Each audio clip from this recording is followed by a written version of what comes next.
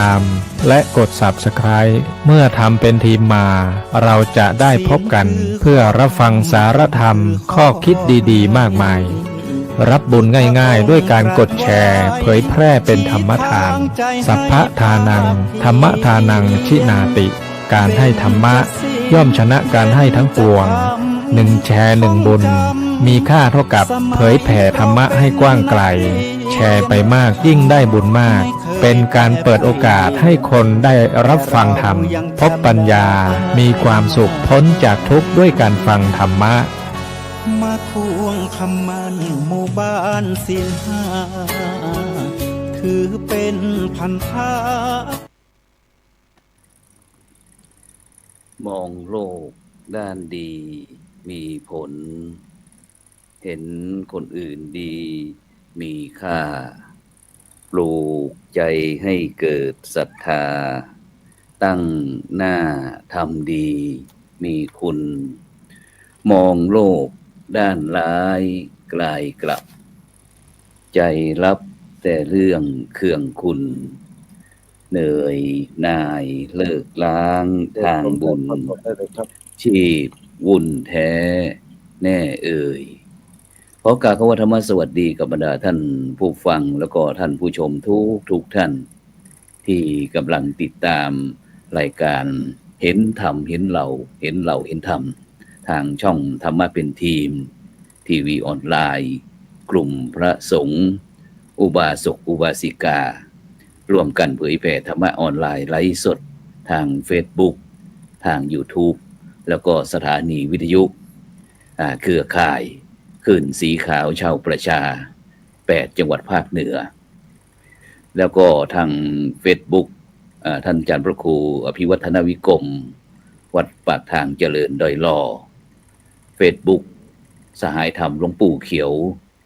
จากวัดพุทธภาวนาเวสเตอร์โรดจากประเทศสวีเดน Facebook IDTO ทำเป็นทีมสากลYouTube ทางวัดหลวงจอมคำเขมรัตน์นครเชียงตุง YouTube IDTO ทำเป็นทีมสากลพร้อมทั้งสถานีวิทยุเครือข่ายคลื่นสีขาวชาวประชา8จังหวัดภาคเหนือ FM 104.50 เมกะเฮิรตซ์วัดฝายหินจังหวัดเชียงใหม่ซึ่งในค่ำคืนนี้เก้ากับผมมัตมภาพพระครูโสพลปริยัติเลขาคณะกรรมการโครงการหมู่บ้านรักษาศีล5หนเหนือจากวัดประสิงห์วรมหาวิหารจังหวัดเชียงใหม่ก็ได้นำรายการเห็นธรรมเห็นเราเห็นธรรมมาพบกับบรรดาท่านผู้ฟังท่านผู้ชมนะซึ่งก็เป็นประจำทุกคืนวันอาทิตย์ก็เวลาตั้งแต่ 20:00 นเป็นต้นไปจนถึงเวลาประมาณ 3:00 นนะ1ชั่วโมงเต็มๆนะซึ่งเราก็จะพบกันฉะนั้นก็บรรดาท่านผู้ฟังท่านผู้ชมก็สามารถที่จะให้กำลังใจนะโดยการกดติดตามกดไลค์กดแชร์เพื่อเป็นธรรมทานยิ่งแชร์มากก็ได้บุญมากแชร์น้อยก็ได้บุญน้อย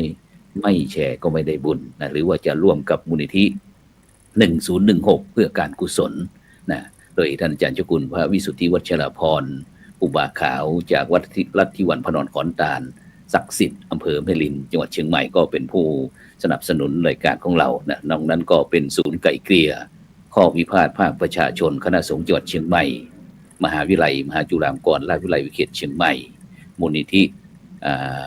โพธิยาลัยนะมหาวิทยาลัยมหาจุฬาลงกรณราชวิทยาลัยวิเขตเชียงใหม่โครงการวัดประชารัฐสร้างสุขและโครงการหมู่บ้านรักษาศีล5นะซึ่งก็ให้การสนับสนุนโดยเฉพาะผู้ที่คอยติดตามกดไลค์กดแชร์ของเราก็ถือว่าเป็นผู้ที่มีความสำคัญนะฉะนั้นก็ทุกคืนนะเราก็จะได้นิมนต์แล้วก็เจริญพรนะทั้งเจ้าคณะพระสังฆาธิการพร้อมทั้งหน่วยงานทั้งภาครัฐภาคเอกชนอะไรต่างๆนะที่จะมาคุยเพื่อที่จะเสริมเติมเต็มให้กับบรรดาท่านผู้ฟังท่านผู้ชมนั้นได้นำไปประยุกต์ใช้ให้กับหมู่บ้านชุมชนสังคมของแต่ละท่านแต่ละคนซึ่งในค่ำคืนนี้ก็เช่นเดียวกันบรรดาท่านผู้ฟังทั้งหลายก็ได้รับความร่วมมือนะจากเครือข่ายป่าชุมชนแห่งประเทศไทยของเรานะซึ่งก็จะมาคุยกันเพราะว่ามีเมื่อเดือนกว่าๆที่ผ่านมานะทางช่องธรรมะเป็นทีมเขาเราก็ติดรายการเพราะว่าติดต่อทางกรม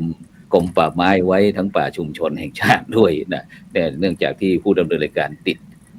ภารกิจนะที่จะต้องเข้าโครงการพระวิปัสสนาจารย์นะ1 เดือนครึ่งนะก็เลยวันนี้ก็ถือโอกาสเพราะว่าเหลือไม่กี่วันนะ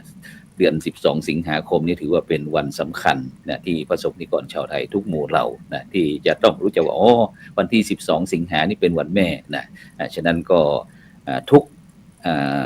ป่าชุมชนหรือว่าทุกหน่วยงานทั้งภาครัฐภาคเอกชนหรือว่าแม้แต่พระสงฆ์องค์เจ้าต่างๆก็จะปลูกป่าบ้างบวชป่าบ้างนะซึ่งวันนี้เราก็จะถือโอกาสเรามาเชิญชวนแล้วกันนะเพื่อที่เราจะได้เพิ่มออกซิเจนนะออกซิเจนให้กับพื้นป่าให้กับบรรดาลูกหลานของเราฉะนั้นเราจะไปพบกับผู้ร่วมรายการเราก่อนไปที่อาจารย์พนมโนนพิมายผู้ทรงคุณวุฒินโยบายป่าชุมชนภาคประชาสังคมกรมป่าไม้นะแล้วก็กรรมการมูลนิธิป่าชุมชนจากจังหวัดระยองขอเจริญพรอาจารย์พนมครับนมัสการพระคุณเจ้าครับท่านพระครูโสพลประยัตนะครับและ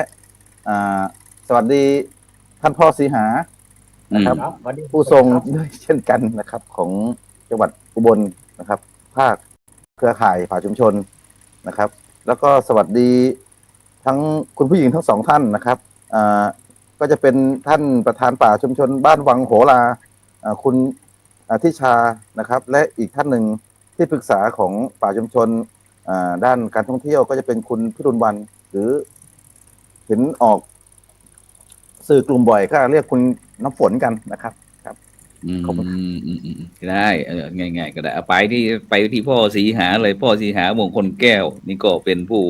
ทรงคุณวุฒิอย่างต่างภาคตะวันออกเฉียงเหนือนะจากอำเภอเขื่องในจังหวัดอุบลราชธานีขอเจริญพรพ่อศรีหากราบนมัสการพระคุณเจ้าครับอาจารย์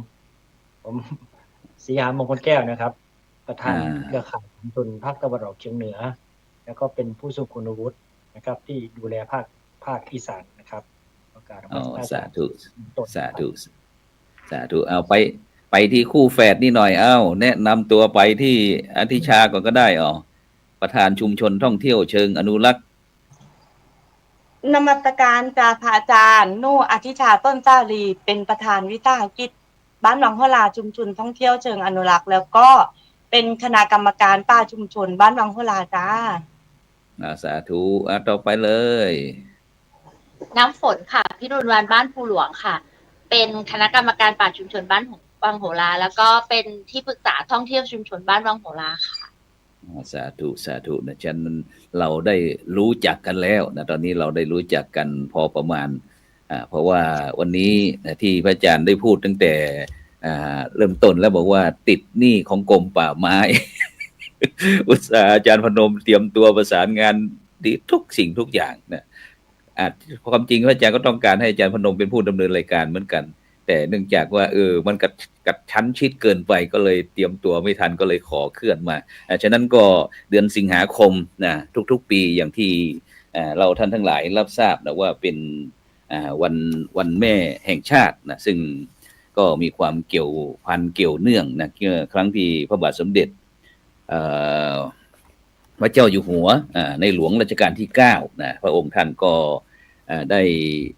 พร้อมทั้งสมเด็จย่านะก็ได้คิดถึงเรื่องน้ำนะเรื่องอะไรต่างๆที่จะให้พี่น้องประชาชนเนี่ยได้ประกอบสัมมาอาชีพดำเนินชีวิตโดยมีน้ำที่ไหนมีน้ำที่นั่นก็สมบูรณ์นะฉะนั้นก็สมเด็จพระนางเจ้าสิริกิติ์พระบรมราชินีนาถพระพันปีของเราก็ทรงเป็นห่วงใยเหมือนกันห่วงใยเมื่อพระเจ้าอยู่หัวบอกว่าเป็นน้ำพระองค์ก็บอกว่าเมื่อพระเจ้าอยู่หัวเป็นน้ำฉันก็ขอเป็นป่าก็แล้วกันที่นั้นก็เลยมีโครงการป่ารักน้ำนะเมื่อประมาณปี 2000 กว่าสัก2,530 กว่าเนี่ยเดี๋ยวพ่อสิงหาได้คุยถ่ายทอดประสบการณ์ให้ฟังหน่อยว่าครั้งหนึ่งที่พ่อสิงหาได้มีโอกาสเข้าเฝ้าพระพันปีหลวงของเราที่ได้เสด็จไปทางภาคอีสานของเราขอเจริญพร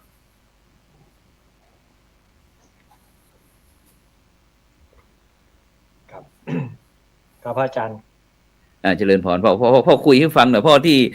ที่เราคุยกันนอกรอบว่าครั้งหนึ่งพ่อเคยมีโอกาสเข้าเฝ้าสมเด็จพระนาง พระพันปีหลวงของเราที่ได้เสด็จไปที่ทางภาคอีสานของเรามันเหตุการณ์เป็นไงพ่อ ครับก็กราบนมัสการพระอาจารย์ แล้วก็พี่น้องที่ชมรายการพระอาจารย์อยู่ทุกสถานีทุกเครือข่ายนะฮะคือจริงๆแล้วการเข้าเฝ้าสมเด็จพระนางเจ้าพระบรมราชินีนาถสมัยก่อน ก็ประมาณปี38-39ช่วงหนึ่งซึ่งท่านเสด็จมาที่บ้านยางน้อยซึ่งในช่วงนั้นก็จะเป็นการมอบธงพระราชทานสมเด็จพระนางเจ้าพระบรมราชินีนาถในการดูแลอนุรักษ์ทรัพยากรธรรมชาตินี่แหละก็พูดภาษาง่ายก็คือธงพิทักษ์ป่าถ้าพูดตัวย่อก็คือรสทปนั่นแหละช่วงนั้นทีนี้ชุมชนวังอ้อเนี่ยก็มีโอกาสได้เข้าเฝ้าซึ่งชุมชนวังอ้อเป็นชุมชนที่ตัดไม้ทำลายป่ามากป่า1,810 ไร่เนี่ยก็วันหนึ่งผมตัดต้นไม้ในพระอาจารย์ก็ประมาณ500 กว่าต้นนะอาจารย์ผมตัดไม้ประมาณ500 กว่าต้นบ้านผมก็ประมาณแต่ก่อนก็ประมาณ80-90 หลังคาเรือนเนี่ยทุกคนก็มีอาชีพก็ไปบวกอาชีพตัดไม้ขนาดไหนก็มีอาชีพตัดไม้อย่างเดียวตัดไม้เผาถ่านอย่างเดียวนี่คืออาชีพของชุมชนวังอ้อเตาเผาถ่านเนี่ยเตาเผานี่ก็ประมาณเกือบ400 กว่าเตาเผาถ่านนะที่ป่าโอ้เยอะเลยก็เยอะนะอาจารย์ก็ตัดช่วยตัดเพราะฉะนั้นผมคนหนึ่งที่เป็นโจรทำไมพูดเป็นโจรก็คือเป็นคนตัดไม้ทำลายป่าเป็นคนเที่ยวถางป่าถ้าไม่ทำก็ไม่ได้นะอาจารย์ถ้าไม่ทำก็ไม่มีกินไม่ทำก็ไม่มีกินต้องไปซื้อข้าวซื้ออะไรมาเลี้ยงครอบครัวนั่นใช่ไหมพ่อใช่ก็ทุกคนต้องทำบางคนก็เผาถ่านนี่แหละเลี้ยงลูกเป็นตำรวจเป็นทหารเป็นในร้อยในพันก็เยอะแยะมากมายก็มาจากก็ยังเผาถ่านเหมือนกันใช่ฉะนั้นพ่อไอ้ที่เมื่อพื้นที่ของเรามีการเผาถ่านแล้วมันจุดหักเหยังไงพ่อถึงว่าต้องมีป่าชุมชนอะไรขึ้นมาเนี่ยมันมีจุดหักเหตรงไหนอาจารย์ผมกำลังเข้าเรื่องว่าหลังจากเผาถ่านทำไมชุมชนบางอ้อเนี่ยถึงหยุดได้คือถ้าพูดแล้วมันก็ไม่น่าเชื่อนะพระอาจารย์ทำไมอยู่ได้คนเราทั้ง2 หมู่บ้านป่าผมเนี่ยมันติดกับแม่น้ำลำเซบายจะมีทั้งต้นใหญ่ต้นเล็กสามารถที่จะตัดไม้ทำฟาร์มเป็นฟาร์มไก่วันหนึ่งก็ประมาณ2 รถ 10 ล้อก็ได้นะไม้มันเยอะทำเป็นบริษัทเขาทำฟาร์มไก่เลี้ยงไก่พันเนื้อลักษณะนี้ก็ตัดมาเยอะน่าเจริญพรอันนี้มันเป็นจุดขายของชุมชนบ้านบางอ้อว่าทำไมชุมชนบางอ้อเนี่ยเป็นโจรเป็นคนตัดไม้เป็นคนเที่ยวถางป่าแล้วทำไมกลับใจมาอนุรักษ์ใช่นี่อนุรักษ์เพราะอะไรอนุรักษ์เพราะวันนั้นที่ท่านเสด็จมาบ้านยางน้อยท่านเสด็จมาบ้านยางน้อยชุมชนบางอ้อนี่ก็อยากไปเข้าเฝ้าเจริญพรอยากไปเข้าเฝ้าท่านเสด็จมาอยากไปเข้าใกล้ๆท่านนั่นแหละก็เลยแต่งตัวใส่เสื้อหม้อห้อมเป็นตัวแทนของอำเภอเคืองในจะปฏิญาณตนว่าจะเป็นคนดูแลป่าเขาเห็นว่าชุมชนมะอ้อตัดไม้เห็นชุมชนมะอ้อตัดไม้เยอะก็เลยเอาชุมชนมะอ้อนี่เป็นตัวหลักว่าจะให้เขาเลิกตัดไม้นี่ก็สาบานตนต้องเข้าไปสาบานตนต่อหน้าพระที่นั่งท่านก็บอกเหมือนท่านพระอาจารย์พูดนั่นแหละท่านไปที่ไหนท่านจะเป็นป่าท่านจะเป็นป่าก็คือท่านอยู่ตรงไหนชุมชนก็อยู่ตรงนั้นป่าก็อยู่ตรงนั้นท่านพูดอย่างนี้นะเจริญพรนั้นก็เลยบอกว่าชุมชนบางอ้อก็เลยสาบานตนเริ่มจากวันนั้นมาที่ได้เข้าเฝ้าเริ่มจากวันนั้นชุมชนก็ตั้งแต่3738โอ้โหถึงปัจจุบันรับมาละธง3839รับพระราชทานธงจากสมเด็จพระนางเจ้าพระบรมราชินีนาถก็คือ3738ท่านเสด็จมา39รับพระราชทานธงจากสมเด็จพระนางเจ้าอันนี้คือจุดที่ให้ชุมชนเป็นคนตัดไม้ทำลายป่าเยอะๆจุดที่เป็นหมู่บ้าน ที่บุกรุกป่าชุมชนเยอะที่สุดนี่แหละก็มีแรงบันดาลใจจากสมเด็จพระนางเจ้าพระบรมราชินีนาถนี่แหละที่เจริญพรที่มาให้ชุมชนนี่ตระหนักในการดูแลทรัพยากรธรรมชาติจนถึงปัจจุบันนี้นะครับอาจารย์นี่นะแล้วเป็นยังไงบ้างพ่อตอนปัจจุบันนี้หลังจากที่เรามีการรักษาป่าตั้งแต่ปี2500ประมาณ38-39เป็นต้นมาปัจจุบันนี้เป็นยังไงบ้างป่าของเราคือตอนนี้ป่าชุมชนน่ะผมมันมีรั้วธรรมชาตินะพระอาจารย์รั้วธรรมชาติยังไงเป็นรั้วธรรมชาติก็คือมีแม่น้ำรอบป่าชุมชนมีแม่น้ำรอบป่าคือน้ำเนี่ยก็จะมีเขื่อนก็จะมีฝายที่เขากักเก็บน้ำอยู่พระอาจารย์เจริญพรแต่ก่อนป่าชุมชนเนี่ยผมจัดท่องเที่ยวผมจัดท่องเที่ยวเชิงนิเวศนะพระอาจารย์ผมได้งบจากเจริญพรผมได้งบจากสกวก็มาจัดก็ได้งบมาทำเป็นท่องเที่ยวเชิงนิเวศก็ดังไปพักหนึ่งนะพระอาจารย์ดังไปพักหนึ่งก็หมายความว่าไม่ใช่ว่าหยุดนะพระอาจารย์ก็คือมันอยู่ในช่วงลักษณะที่เราจะพักตัวในการทำงานคือจัดท่องเที่ยวเชิงนิเวศก็มีคนมาเที่ยวเยอะเนาะได้งบได้งานวิจัยเด่นของสกวในการท่องเที่ยวเชิงนิเวศของชุมชนหนึ่งก็คือเช้ามาเย็นกลับพักค้างแรมในป่าอันนี้เราจัดเนาะนี่เราก็จัดมาอยู่ประมาณถึงปี47-48นี่แหละ47-48แล้วก็มาปรับกระบวนก็คือช่วงนั้นก็จะมีการสร้างฝายจุดท่องเที่ยวเราต่างๆก็จะหายไปในป่าชุมชนทีนี้ก็จะมาปรับอีกรูปแบบหนึ่งก็คือท่องเที่ยวทางแม่น้ำตามธรรมชาติแล้วก็อีกจุดหนึ่งก็จะขึ้นป่าคนขึ้นป่าก็ลงน้ำคนลงน้ำก็ขึ้นป่าตามบริบทชุมชนนะอาจารย์อันนี้คืออันนี้คือจุดท่องเที่ยวเรานะครับจุดที่สองก็คือเรารับนักศึกษาที่เช้ามาเย็นกลับ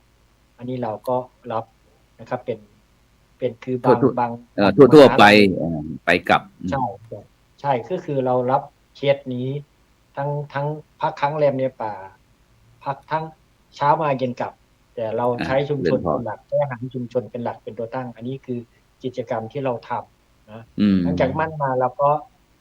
ก็มาเรื่อยๆนะครับก็จะมีฐานเรียนรู้7ฐานเรียนรู้ในป่าเป็นผู้ศึกษาดูงานก็สามารถที่จะเดินตามป่าตามฐานเรียนรู้ได้เจริญพรจากป่าคนก็จะมาศูนย์ท่านเจ้าคุณมาดูเศรษฐในด้านเศรษฐกิจพอเพียงตามแนวโครงการพระรามเด็กนะครับตามหลักเศรษฐศาสตร์ของพ่อหลวงท่านให้ไว้สุดท้ายก็ลงแม่น้ำลำเซบายอันนี้คือหลักที่เราบริหารการจัดการป่าชนถามว่าเจริญพรแล้วงบประมาณแล้วเงินต่างๆได้มาจากไหนคืองบประมาณเราไม่ได้เน้นจากในด้านงบประมาณที่เราทำงานก็คือบางคนก็บอกว่าถ้าเราไม่มีเงินเข้ามาได้ไหมเราเน้นในการกระจายในการอนุรักษ์ทรัพยากรธรรมชาติไปสู่ชุมชนให้พี่น้องประชาชนที่จะอนุรักษ์ป่าที่อยากทำป่าชนสามารถที่เขาจะมาศึกษาดูงานได้อันนี้ป่าเราที่วางโครงสร้างไว้นะแต่ณปัจจุบันนี้เราก็มีฐานเรียนรู้เกี่ยวกับคาร์บอนเครดิตคือเราได้คาร์บอนเครดิตเราได้งบประมาณมาจากของ UN ในงบประมาณผ่านกระทรวงทรัพยากรธรรมชาติและสิ่งแวดล้อมลงมาในงบประมาณ5 ล้านแล้วก็ทำงานวิจัยเกี่ยวกับคาร์บอนแต่ก่อนก็คนก็ไม่ค่อยสนใจกับเครดิตคาร์บอนเท่าไหร่เนาะอาจารย์เนาะใช่แต่ก่อนเขาบอกว่าคนไหนมีป่าคนนั้นจะมีเงินพี่น้องป่าชนเล็กป่าใหญ่ก็พยายามอนุรักษ์นะครับขออนุญาตแป๊บหนึ่งพ่อศรีหาอย่างพี่น้องประชาชนบ้านวังอ้อเราในปัจจุบันนั้นได้มีส่วนร่วมเกี่ยวกับเรื่องป่าชุมชนแล้วนี่อย่างไรบ้างพ่อคือพี่น้องป่าชนเนี่ยก็เป็นกรรมการทุกทนนะครับอาจารย์ทุกหลังคาเรียนตอนนี้มี200หลังคาเรียนถ้าถามว่าเขามีส่วนร่วมยังไงบ้างคือเราในช่วงก่อนเรามีการจัดเวรนะอาจารย์เนาะเรามีการจัดเวรเข้าเวรเรามี8คุ้มแล้วก็มี8วันในการเข้าเวรหมุนกันตลอดแต่ก่อนในช่วงอนุรักษ์นะอาจารย์แต่ตอนนี้เรามีกรรมการเป็นคนดูแลคือถ้าถามว่ามีการเข้าเวรไหมมีการลาดตระเวนไหมถ้าป่าไหนอนุรักษ์มานานๆอนุรักษ์มา10 ปี20 ปีเนี่ยเจริญพร ผมคิดว่าจิตสำนึกของคนในการดูแลในการอนุรักษ์ทรัพยากรธรรมชาติมันก็จะซึมซับเข้าไปสู่ร่างกายเข้าไปอยู่ในสมองของแต่ละคนนั่นแหละนะอาจารย์ฉะนั้นในการดูแลในการลาดตระเวนเนี่ยเราไม่จำเป็นต้องลาดตระเวนก็ได้ ถ้าพี่น้องชุมชนมีจิตสำนึกในการดูแลรักและหวงแหนที่ตนเอง สร้างจิตสำนึก ใช่ แล้วประชาชนเนี่ยสามารถเข้าไปแบ่งปันประโยชน์อย่างหากินเนี่ยทำมาหากินนี้ได้ไหมพ่อป่าชุมชนเมืองอ้อของเรา ประชาชนที่มีส่วนร่วมในการอนุรักษ์ทรัพยากรธรรมชาติทั้ง8ทั้ง8คุ้มและ9คุ้ม200หลังคาเรือนเนี่ยเราไม่มีการเก็บเงินจากพี่น้องประชาชนสักบาทเดียวนะพระอาจารย์ไม่มีการเก็บเงินให้พี่น้องประชาชนเนี่ยไปหากินหาเก็บของป่าได้นะครับเอาออกมาขายได้ขายโดยเราไม่เอาเงินสักบาทแต่สิ่งที่เราต้องการก็คือให้พี่น้องที่เข้าไปใช้ประโยชน์จากป่าหาของป่าเป็นคนดูแลป่าชุมชนเป็นคนเป็นหูเป็นตาให้กับพี่น้องป่าชุมชนฉะนั้นในเมื่อพี่น้องประชาชนเนี่ยที่ร่วมกันอนุรักษ์เนี่ยเวลาป่าชุมชนมันออกดอกออกผลก็ให้พี่น้องที่ดูแลนั่นแหละเป็นคนใช้ประโยชน์จากป่าชุมชนแต่เรามีข้อแม้ว่าสิ่งที่เราหวงแหนก็ไม่สามารถที่จะนำออกจากป่ามาได้นะครับมันก็มีแต่ละป่ามันก็จะมีอยู่2พื้นที่ทุกที่นั่นแหละคือการดูแลทรัพยากรธรรมชาติการดูแลป่าชุมชนเนี่ยมันก็จะมี2ลักษณะนั่นแหละพระอาจารย์พื้นที่หนึ่งก็พื้นที่ของประโยชน์พื้นที่หนึ่งก็เป็นพื้นที่อนุรักษ์แบบยั่งยืนมันเป็นลักษณะทั่วประเทศนั่นแหละคือเขาจะแบ่งพื้นที่ออกเป็นลักษณะนี้ฉะนั้นหมายความว่าตอนนี้ก็ป่าพึ่งชุมชนพึ่งป่าเนาะสามารถที่จะบริหารจัดการลงตัวเนาะแล้วมีการปลูกเสริมบ้างไหมพ่อหรือว่าปล่อยให้เป็นตามธรรมชาติอย่างนั้นเรามีการกิจกรรมเกี่ยวกับเรื่องการส่งเสริมบวชป่าอะไรมีภาคีเครือข่ายอะไรที่มาศึกษาดูงานบ้างไหมพ่อคือที่นี้ปลูกเสริมว่าแต่ครั้งแรกเนี่ยทั้งเริ่มอนุรักษ์ก่อนเนี่ยปลูกเสริมนะพระอาจารย์เจริญพรเสริมป่าชุมชนแต่ตอนนี้ป่าเนี่ยถ้าป่าเนี่ยถ้าเราไปปลูกทีนี้ปลูกเนี่ยคำว่าปลูกเนี่ยทุกวันนี้เนี่ยมันไม่ใช่ปลูกนะพระอาจารย์ยังไงคนทุกชุมชนเนี่ยคนทุกชุมชนทุกหน่วยงานของรัฐของราชการทุกส่วนทุกที่ที่ปลูกป่าเนี่ยถามว่าถ้าผมแปลภาษาผมเนี่ยผมว่าไม่ใช่ปลูกนะพระอาจารย์เขาเรียกว่ายังไงช่วยอธิบายนิดหนึ่งเขาเรียกว่าฝังต้นไม้ปลูกมันมี2แบบถ้าปลูกจริงๆเขาเรียกว่าปลูกมันใส่ปุ๋ยพรวนดินและรดน้ำอันนี้เขาเรียกว่าปลูกถ้าปลูกแบบนึงเขาบอกว่าปลูกใช้หลักภาษาราชการไปปลูกป่าชวนพี่น้องหลายๆคนปลูกป่าต่างคนต่างปลูกจบพิธีการปั๊บปล่อยปลูกแล้วก็ทิ้งไปอันนี้ไม่ใช่ปลูกเขาเรียกว่าฝังต้นไม้ทั้งเป็นต้นไหนอยู่รอดก็ต้นไหนอยู่ไม่รอดก็ตายอันนี้เขาเรียกว่าฝังปลูกฝังมันคนละอย่างคำว่าปลูกก็หมั่นใส่ปุ๋ยพรวนดินรดน้ำไม้โตเร็วที่สุดคือไม้ได้มาแล้วก็ปลูกเร็วแล้วก็ใส่ปุ๋ยพรวนดินอันนี้เขาเรียกว่าไม้โตเร็วนะครับอาจารย์อันนี้คือลักษณะการปลูกฉะนั้นปลูกตอนนี้ผมหลังจากปลูกป่าชุมชนดูแลป่าชุมชนจนได้รับผลสำเร็จได้รับอะไรมากมายในชีวิตตัวผมเนี่ยจนสามารถขึ้นมาอยู่เป็นบอร์ดที่1ของภาคอีสานเนี่ยก็คือเป็นผู้ทรงคุณวุฒิเป็นประธานผู้คุณทรงวุฒิทางภาคตะวันออกเฉียงเหนือของเรา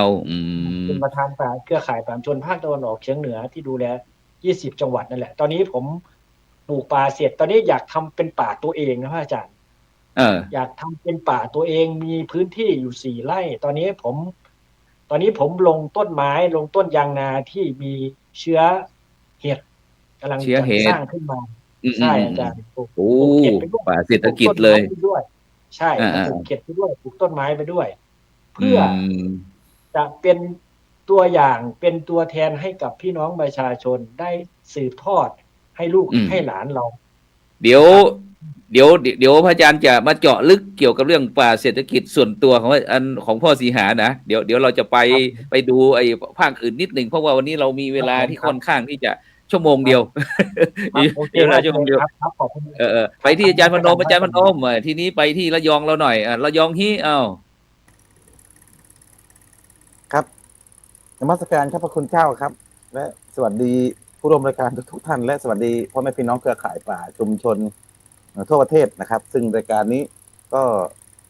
ติดตามชมถ่ายทอดสดซึ่งได้ส่งลิงก์เข้าไปในส่วนกลางของหลายๆกลุ่มไปแล้วนะครับรวมทั้งกลุ่มปมของผมมาด้วยนะครับ ซึ่ง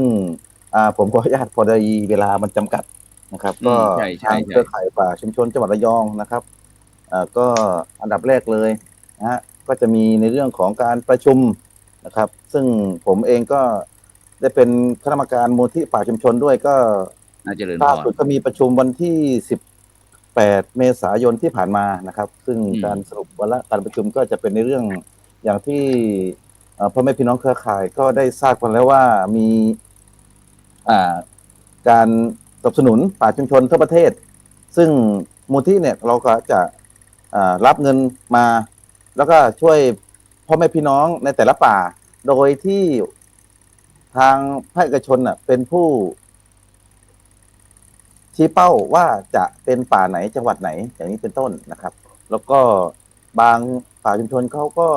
ดึงภาคเอกชนเข้ามาแล้วก็ลงมาที่มูลที่ตัวนี้มูลที่ก็จะเป็นสื่อกลางให้เพราะ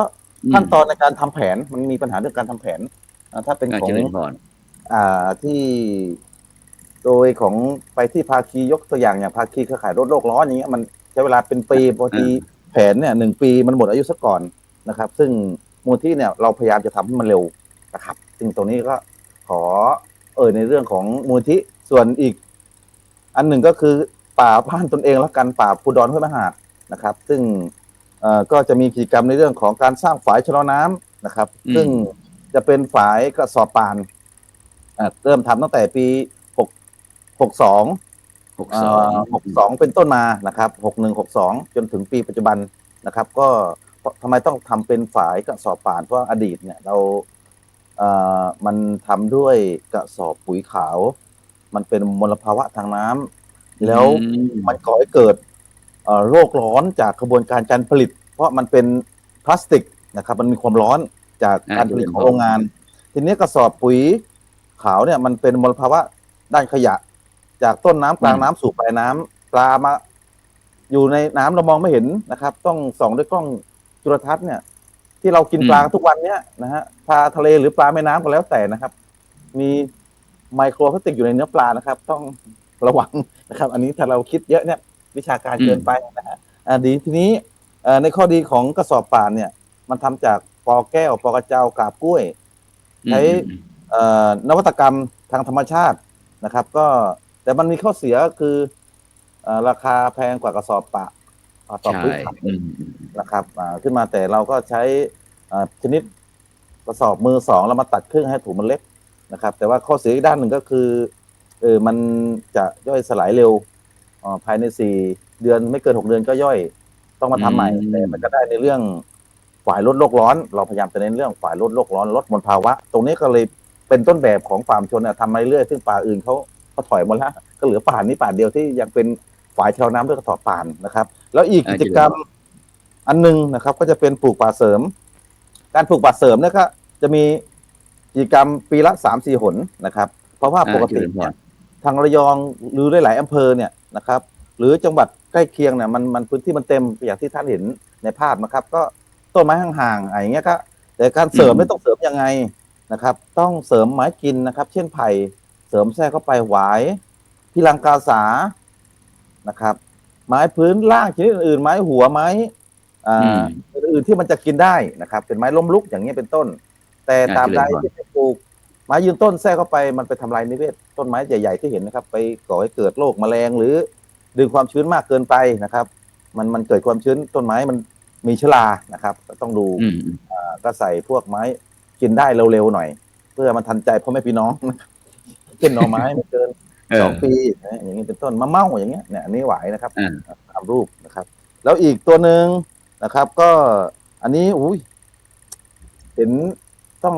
พระคุณเจ้าต้องไปภาพเสื้อเขียวๆที่อยู่กันเป็นกลุ่มในป่านะครับตรงนั้นจะเป็นการศึกษาและสำรวจความหลากหลายทางชีวภาพด้านพันธุ์พืชและพันธุ์สัตว์ป่าในป่าชุมชนนะครับตรงนี้เริ่มทำตั้งแต่เขาโครงของไม่ทำบอกว่าเป็นวิจัยเพราะวิจัยไม่ต้องอ อนุญาตขอการขั้นตอนมันเยอะทีนี้เราทำตั้งแต่ปีจริงๆปี63ทำเขาโครงเหมือนเขาโครงวิจัยแต่เราทำแบบ5 บทนะเป็นเหมือนรายงานอย่างเงี้ยเหมือนถ้าระดับอุดมเนี่ยจะรู้ว่ารายงาน5 บทอย่างเงี้ยนะครับแต่ว่าไปให้มันคล้ายคลึงกับงานวิจัยสักหน่อยแต่ถ้าบอกว่างานวิจัยนี่มันต้องขออนุญาตขั้นตอนมันเยอะนะครับมันก็มีเมหน่อยนะฮะฉะนั้นก็เลยเราเรียนแบบการวิจัยเชิญอาจารย์มหาลัยนะครับมาเยี่ยมชมเนี่ยอันนี้นะฮะมาเยี่ยมชมเราก็ได้เช็คชีตการสำรวจทำยังไงเราได้ความรู้เนี่ยทำตั้งแต่เริ่มทำเขาโครงงานตัวเนี้ยปี63ครับแต่จริงจังเริ่มปี64จนถึงปี68ที่ผมได้เริ่มโชว์เข้าไปเป็นบ้างเป็นบางส่วนเพราะแม่พี่น้องคงจะเห็นบ้างนะฮะอย่างที่เห็นเมื่อกี้ในไลน์กลุ่มเนี่ยเรื่องสัตว์ป่าเรื่องพันธุ์พืชแต่ละชนิดนะครับก็ใส่เข้าไปทีนี้มันก็จะมีในเรื่องของแร่ธาตุตรงนี้เรายังไม่เป็นตัวนี้แต่เราประเมินดูจากของกรมธรณีเรามาเทียบเคียงว่าพื้นที่เนี้ยมันจะมีอะไรบ้างอย่างเงี้ยมันก็จะเป็นพวกหินชนิดไหนหินเกรนิตชนิดไหนนะครับอันนั้นยังไม่ถึงขั้นละเอียดไม่ถึงขั้นจะต้องมาเจาะนะมันเป็นเรื่องการศึกษาและวิจัยอย่างเดียวนะครับเจริญพรส่วนอีกเรื่องหนึ่งก็จะมีการประชุมเครือข่ายอันนี้ภาพเปรียบเทียบครับมีภาพเปรียบเทียบในแต่ละปีว่ามันเกิดอะไรขึ้นมันสมบูรณ์ขนาดไหนนะครับมีความสมบูรณ์เกิดต่างนะครับอันนี้แล้วอีกอย่างหนึ่งก็จะมีการประชุมของคณะกรรมการประจำจังหวัดนะครับก็ซึ่งปีนี้ระยองเองก็มีเป้าหมายอยู่2 ที่ก็จะเป็นของฝั่งอำเภอบ้านฉางก็จะเป็นป่าหนองตะเคียนอยู่เนี่ยตัวเนี้ยนะครับเสนอแผนจัดตั้งป่าชุมชนนะครับต้องเข้าบรรจุแผนก่อนนะครับเวลาจะจัดตั้งป่าแห่งใหม่นะแต่ละแห่งนะครับอีกที่หนึ่งก็จะเป็นของอำเภอแกลงนะครับและด้านอื่นๆก็จะเป็นซึ่งปัจจุบันเนี่ยนะครับท่านผู้ชมและท่านผู้ฟังครับต้องขอนำเรียนตรงนี้ว่าทางอย่างท่านผู้ทรงหรือกรรมการหรือท่านคุณผู้หญิง2 ท่านหรือที่เคยมาออกรายการผมไม่ห่วงนะประธานจังหวัดผมไม่ห่วงเพราะบางอำเภอนะครับบางหมู่บ้านเขากฎหมายป่าชุมชนพรบป่าชุมชนเราพยายามส่งไปในรายกลุ่มก็ไม่ละเอียดนะฮะไม่ละเอียดบางเจริญพรลองท่องดูนี่เหมือนอย่างที่บทตรวจนะฮะพอไม่ได้ใช้ปุ๊บลืมหมดเมื่อก่อนทำท่าจะจำนะพอไม่ได้ใช้ลืมต้องมาเปิดใหม่พอมีอนุมัติด้วยทีนี้ความเข้าใจของพ่อแม่พี่น้องเรื่องการดำเนินงานป่าชุมชนเนี่ยนะครับเรื่องการจัดตั้งใหม่ต้องทำอย่างไรขออนุญาตเพิ่มพื้นที่ต้องทำอย่างไรรวมทั้งอบต.และท้องถิ่นต้องใช้พื้นที่ป่าไม้ด้วยมันเกี่ยวข้องกันครับเกี่ยวกันปัจจุบันเนี่ยก็จะมีตัวเนี้ยครับสำคัญก็มีประโยชน์ก็คือของกรมป่าไม้เองของสำนักจัดการทรัพยากรป่าไม้ในแต่ละท้องที่ตั้งแต่เขต1ถึงเขต14หรือ16เนี่ยได้เข้าไปทุกอำเภอผู้ใหญ่บ้านกำนันจะได้รับความรู้ตรงนี้ด้วยนะครับและทางเทศบาลด้วยนะครับซึ่งตรงนี้ก็อาจจะเห็นแวบๆนะครับก็ตรงนี้ไม่อยากให้พลาดไปฟังซะหน่อยเพื่อที่จะทำความเข้าใจวิธีการจัดการทรัพยากรธรรมชาติและสิ่งแวดล้อมที่มันเกี่ยวข้องกับป่าเป็นของตัวเองด้วยครับพระคุณเจ้าสาธุเจริญพรงั้นเราไปที่จังหวัดสุพรรณด่านช้างที่สุพรรณกันแล้วกันคุณโยมอธิชากับพี่รุนวันคุยให้ฟังหน่อยความเป็นไปเป็นมาของวังโหราเรากราบนมัสการพระอาจารย์แล้วก็อาจารย์ทุกท่านรวมถึงผู้ชมผู้ฟังทุกท่านแล้วด้วยจ้าคือที่เราเริ่มทำป่าชุมชนเนี่ยค่ะมาจากการเกิดวิกฤตที่มันจะเกิดเหมืองแร่ในหมู่บ้านเราก็เลยรู้สึกว่าคืออะไรที่มันเป็นอยู่ตลอดจริงๆเราก็เกิดที่นี่แล้วก็อยู่กับป่ามาตลอดแต่เราไม่ได้เห็นความสำคัญของป่าเท่าไหร่อะค่ะเพราะเราเห็นมันมาตลอดพอวันหนึ่งจะมีคนมาทำเหมืองแร่ค่ะเราก็มีความรู้สึกว่าเฮ้ยเราต้องสูญเสียไปแล้วอะไอสิ่งที่เราเดินไปแล้วเห็นเหตุมีสัตว์ป่ามีกวางมากินต้นอะไรนะหรือกระบอกไม่ใช่ค่ะที่มันออกแตกผักหวานปลามากินผักหวานกระต่ายมากินพวกหญ้าอ่อนๆอะไรเงี้ยค่ะเราจะไม่เห็นมันอีกแล้วอ่ะถึงตอนนั้นมันก็เลยแบบต้องลุกขึ้นสู้แล้วอ่ะก็เข้าหาพี่ๆทุกคนที่เขามีความรู้เรื่องป่านะคะ รู้เรื่องการ อืม ต้านเหมืองต้านเอ่อการระเบิดภูเขาอะไรอย่างเงี้ยค่ะเข้าหาทุกคนเลยมูลนิธิสืบนะคะเสถียรพวกพี่ อืม ๆที่เป็นนักแต่งเพลงที่เขาชอบเที่ยวป่าชอบปีนเขาอะไรอย่างเงี้ยค่ะ ก็ เจริญ ติด พร ต่อเขาหมดเลยคือขอความช่วยเหลือ อืม แล้วก็สภาทนายความสุดท้ายก็ติดต่อสภาทนายความจังหวัดด้วย เพราะมันเกี่ยวข้องกับกฎหมายด้วย จนกระทั่ง เราได้มารู้ว่าเอ้ยตรงนี้มันเป็นป่าชุมชนแล้วนี่ เรามีสิทธิ์เต็มที่เพียงแต่ว่าเราอ่ะตัวยังไม่ได้เป็นคณะกรรมการที่มีกฎหมายรองรับอะไรเงี้ยค่ะ อืม เจริญพร ทางกรมป่าไม้ ก็เลยเชิญให้เราอ่ะ ไปประกวดป่าชุมชนปีอะไรนะคะท่านประธาน ปี2564จ้ะ อืม อืม อืม อืม ก็จริงๆแล้วต้องนำเรียนค่ะอาจารย์อย่างนี้ว่าเมื่อก่อนเนี่ยบ้านเราเนี่ยเป็นหมู่บ้านที่อยู่คู่กับป่ามาโดยตลอด แล้วก็เป็นหมู่บ้านที่อับปนพ่อหลวงรัชกาลที่9น่ะ ท่านก็เลยได้มีดำริให้สร้างอ่างเก็บน้ำชื่อว่าอ่างเก็บน้ำลำตะเพิน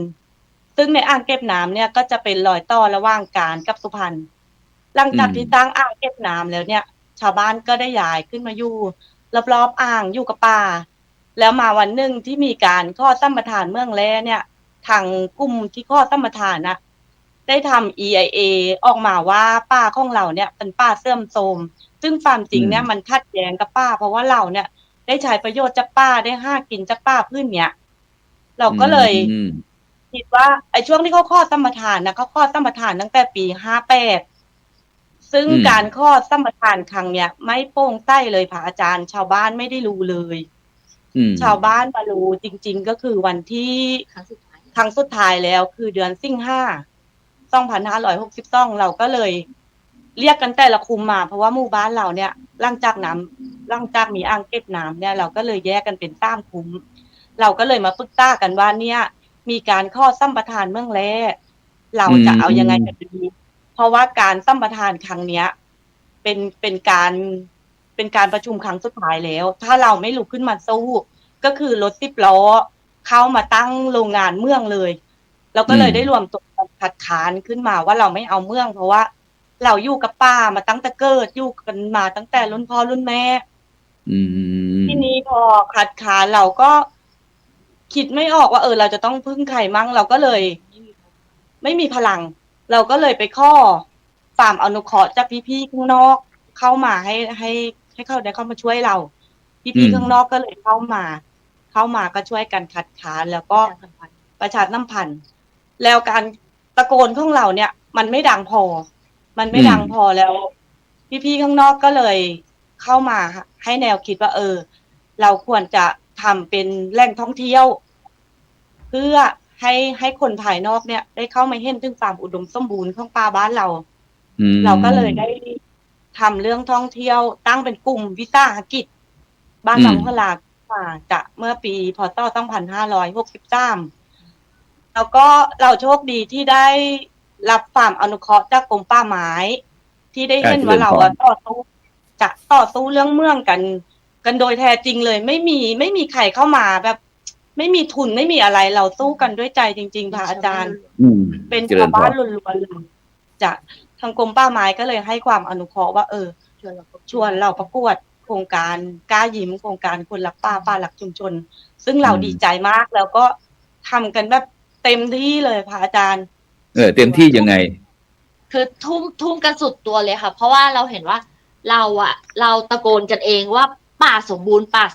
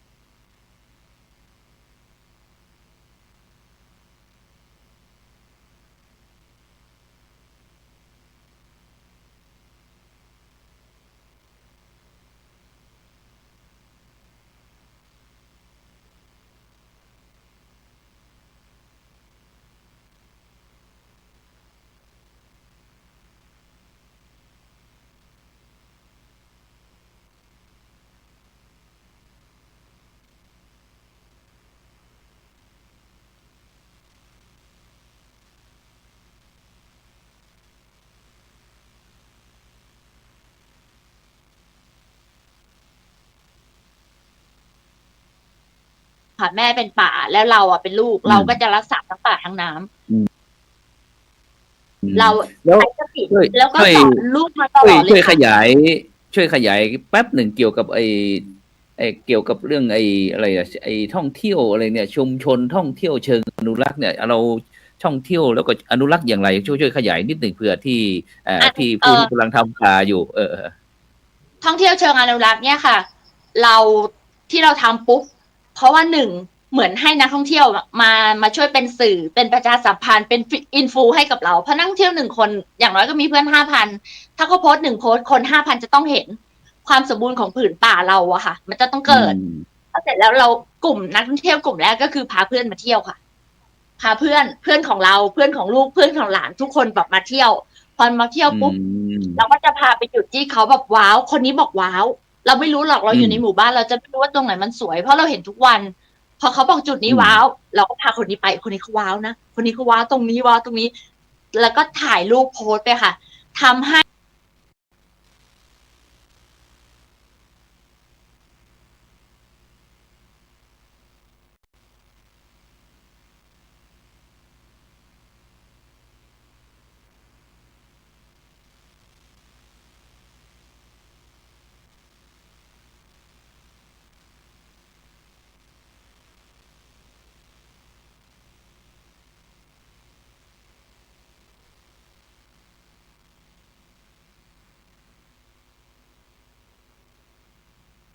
แบบติดแฮชแท็กแล้วเราจะบอกว่าให้ใช้โซเชียลในการประชาสัมพันธ์ด้วยค่ะให้เขาติดแฮชแท็กว่าบ้านวังหูหลาชุมชนท่องเที่ยวเชิงอนุรักษ์คราวนี้ตัวนี้มันก็จะกระจายไปค่ะ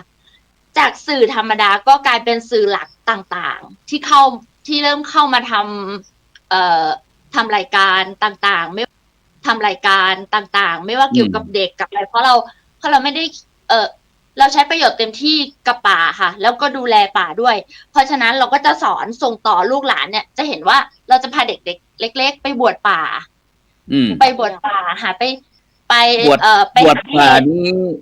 มีคณะสงฆ์ในพื้นที่เขามาร่วมในการอนุรักษ์ป่าของเรานี่ไหมมีไหมหรือว่าเราคิดเอาเองหรือว่ามีผู้นำด้านจิตวิญญาณเรามาช่วยจิตเรานี่แหละอย่างพระคุณเจ้าคณะสงฆ์ในตำบลในอำเภอในจังหวัดอะไรมีส่วนมาช่วยไหมอย่างแบบเนี้ยอย่างไอ้ที่เด็กๆกำลังที่ผูกผ้าเหลืองอะไรเงี้ยแรกเลยอะค่ะเราคิดเองว่าเราจะต้องบวชป่าเพื่อ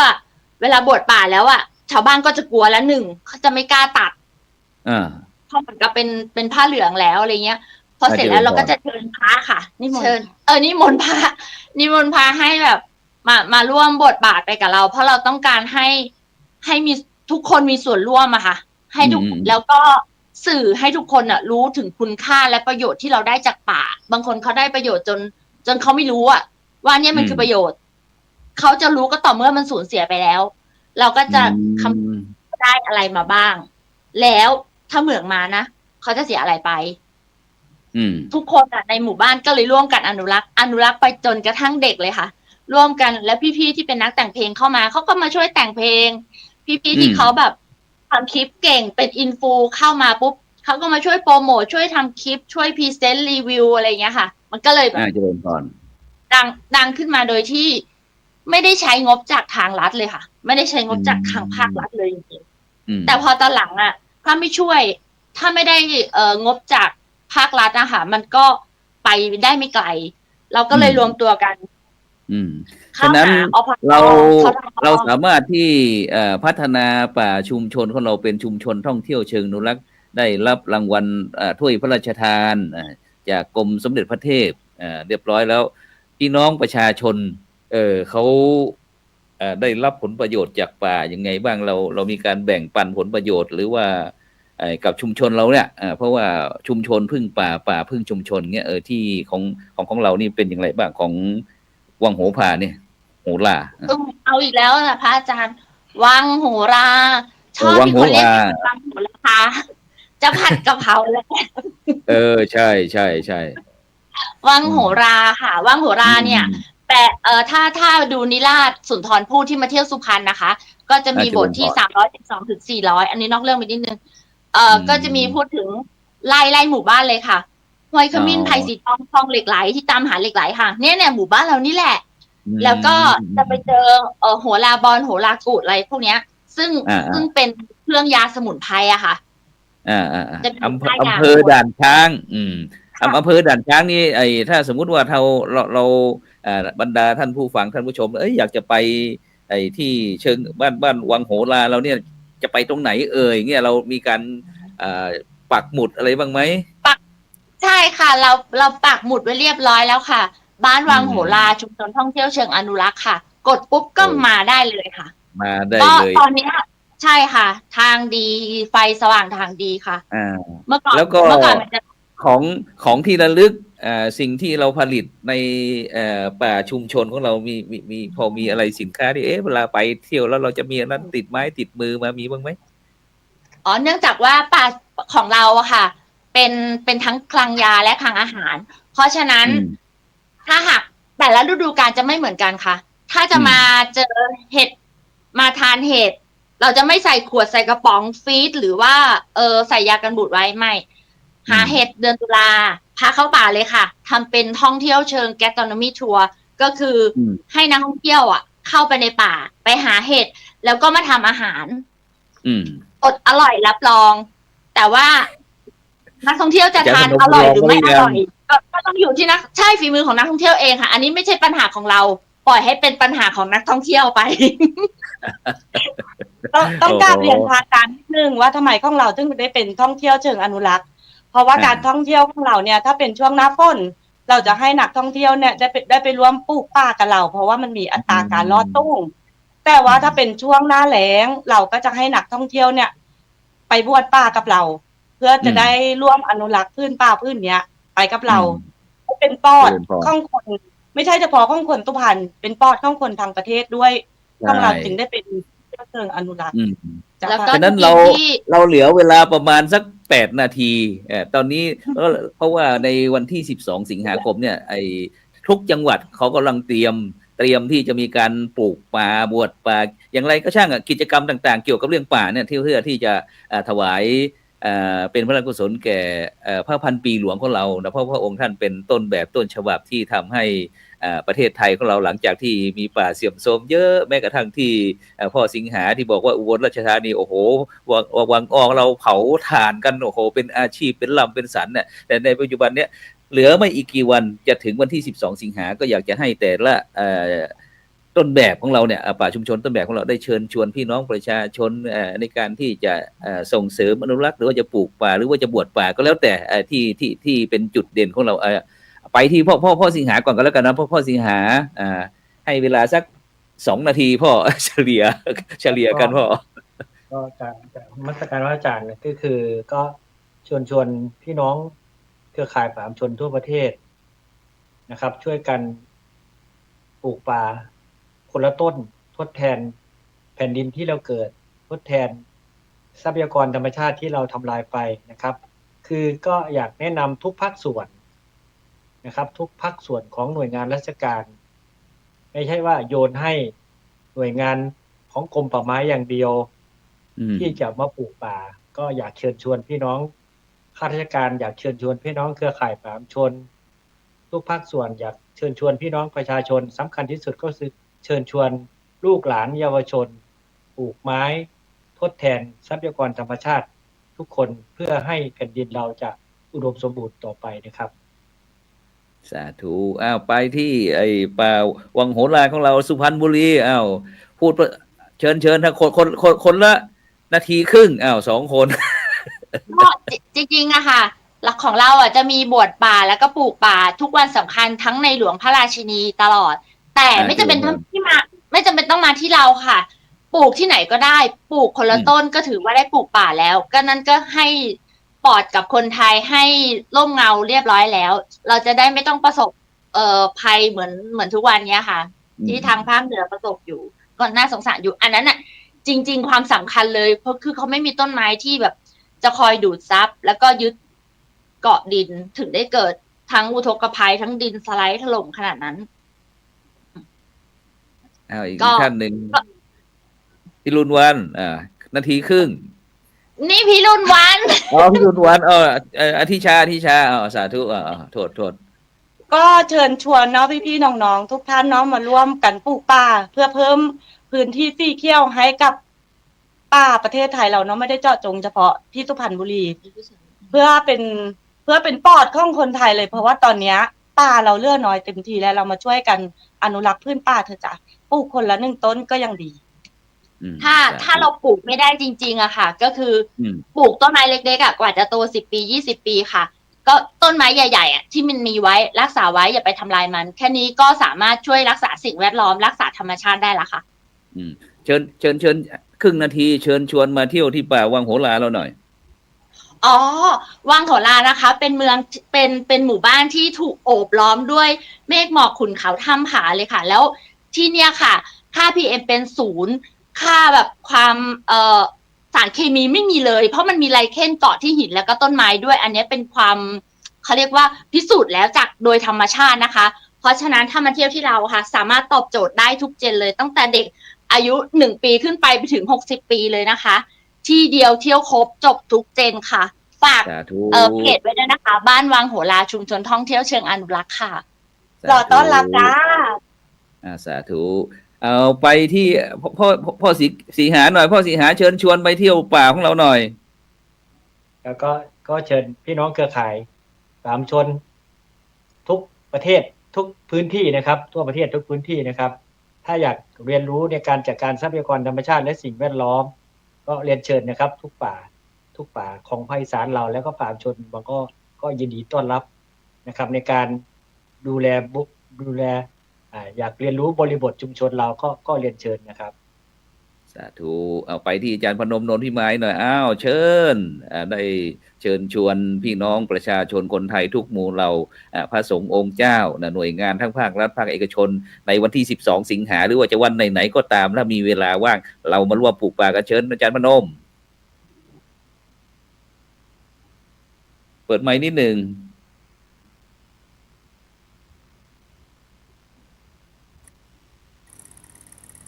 ครับก็ขออนุญาตพูดในนามของตัวแทนพ่อแม่พี่น้องเครือข่ายทั่วประเทศแล้วกันนะครับจากที่ได้ประสานในส่วนของกรมป่าไม้เองก็จะมีวันสำคัญทางศาสนาก็คือวันมาฆบูชาวันวิสาขบูชาซึ่งก็จะมีการประชาสัมพันธ์เวียนเทียนด้วยต้นไม้อย่างเงี้ยเป็นต้นนะครับก็จะมีทุกครั้งแล้วก็ทุกจังหวัดนะครับก็โดยจะเน้นที่อารามหลวงนะครับส่วนวันสำคัญที่เฉลิมพระเกียรติก็จะเป็นปลูกป่าเฉลิมพระเกียรติหรือปลูกป่าเสริมเฉลิมพระเกียรติก็จะมีหลายๆที่อย่างวันนี้ก็จะมีของทางสุพรรณนะครับระยองก็จัดไปก่อนนั้นแล้วนะครับซึ่งทางภาคอีสานก็หลายจังหวัดนะครับเพิ่งเห็นส่งในไลน์กลุ่มวันนี้ก็มีของเชียงใหม่ด้วยจัดงานใหญ่นะครับพระคุณเจ้าเจริญพรมีท่านผู้ใหญ่เอกชัยอำเภอดอยสะเก็ดจังหวัดเชียงใหม่ศูนย์ป่าไม้ของเชียงใหม่ไปร่วมงานใหญ่นะโดยของวันแม่แห่งชาติโดยเฉพาะเลยบังเอิญว่าติดต่อเห็นส่งไลน์กลุ่มแป๊บๆก็เลยไม่ทันเพราะว่าเนื่องจากวันนี้เป็นวันผู้ใหญ่บ้านกำนันด้วยนะครับแล้วทีนี้ก็จะมีอีกฝากอีกเรื่องหนึ่งก็คือป่าชนพ่อแม่พี่น้องทั่วประเทศเมื่อกี้ก็มีการจัดประชุมสัมมนาป่าชุมชนท่องเที่ยวคาร์บอนต่ำอย่างที่ท่านของป่าชนบางโหราและพ่อเสียหายได้พูดถึงเนี่ยเพราะมีผลต่อเรื่องการทำอย่างไรที่จะให้ลดการใช้นะครับการกินการอยู่การเดินการเที่ยวนะครับเพื่อให้คาร์บอนมันต่ำเพื่อลดผลกระทบกับสิ่งแวดล้อมที่อยู่ในพื้นป่าอยู่ในชุมชนที่มันเกิดขึ้นกับของเราเพื่อความยั่งยืนต่อไปครับสาธุนะก็ฝากกันแล้วกันในวันที่12 สิงหาคมนี้ก็ที่ของผู้ใหญ่เทียนกันทะลั่นนั้นนะก็วันที่12 สิงหาคมเวลา9 โมงเป็นต้นไป9 โมงเช้านะก็จะมีการบวชป่าร่วมกับกรมป่าไม้พร้อมทั้งคณะสงฆ์อำเภอรองจังหวัดแพร่นะพระอาจารย์ก็นำผ้าที่ห่มพระธาตุจากวัดพระสิงห์วรมหาวิหารจังหวัดเชียงใหม่นี่แหละไปมอบให้หลวงพ่อเจ้าคณะอำเภอท่านพระครูสิริสุเมธากรแล้วก็ผู้ใหญ่เทียนกันทลั่นนะที่จังหวัดแพร่นะฉะนั้นก็พี่น้องประชาชนก็ใกล้ที่ไหนก็ไปปลูกต้นไม้ที่นั่นหรือว่าร่วมกิจกรรมเกี่ยวกับในการรักษาสิ่งแวดล้อมเพื่อที่เราจะได้เพิ่มออกซิเจนนะให้กับประเทศชาติของเราให้เป็น ประเทศที่มีความอุดมสมบูรณ์แล้วก็มีร่างกายสุขภาพร่างกายแข็งแรงทั้งภายในภายนอกฉะนั้นก่อนในค่ำคืนนี้ต้องขอบคุณอนุโมทนาท่านอาจารย์พนมโนนพิมายผู้ทรงคุณวุฒินโยบายป่าชุมชนภาคประชาสังคมนะกรมป่าไม้ท่านพ่อศรีหามงคลแก้วนะผู้ทรงคุณวุฒิทางภาคตะวันออกเฉียงเหนือจังหวัดอำเภอเขื่องในจังหวัดอุบลราชธานีนางสาวอธิชาสนวารีประธานชุมชนท่องเที่ยวเชิงอนุรักษ์วังโหลานางสาวพิรุณวันบ้านภูหลวงนะพร้อมทั้งบรรดาท่านผู้ฟังท่านผู้ชมทุกท่านนะที่กดไลค์กดแชร์ให้กำลังใจเราแล้วก็อย่าลืมวันที่12สิงหาคมเราไปร่วมกิจกรรมสำหรับในค่ำคืนนี้ก็เวลาหมดเวลาขอกล่าวคำว่าสาธุ นมัสการจ้า